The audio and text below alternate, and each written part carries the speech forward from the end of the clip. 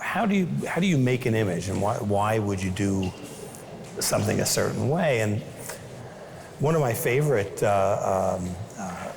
works of art by someone else, by an anonymous medieval scribe, is an illustration to a book on agriculture. And in it, the artist tries to imagine the inside of a beehive. But clearly, he never looked at a beehive. He had been told that bees lived in cells. So he thought, well, maybe they live in cells like monks, you know? And he was told that they gather honey. So he thought, well, maybe the honey is in rivers and kind of channels in between these little monk cells.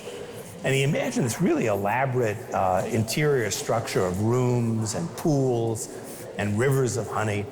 And it was so great because it was a kind of complete imagining, you know? And I was always very touched by that. And I like that idea of sort of trying to visualize something as best you can, as richly as you can. My friend Bob Anderberg and I were hiking in this new area that had been acquired by the Open Space Institute. And we discovered that somebody had been there before us and had tried very hard to lay out a trail using string. And, you know, you would go there and you saw all this kind of mess, this spaghetti of string and poles and twigs.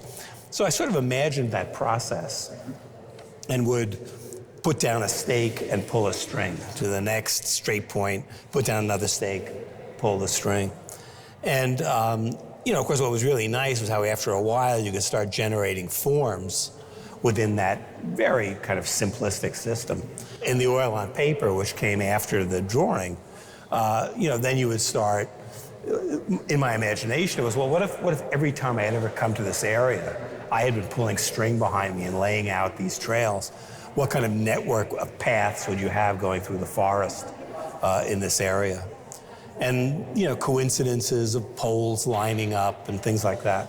I mean, it was just kind of fun to sort of project a real-world system, no matter how moronic, into a studio system. Right.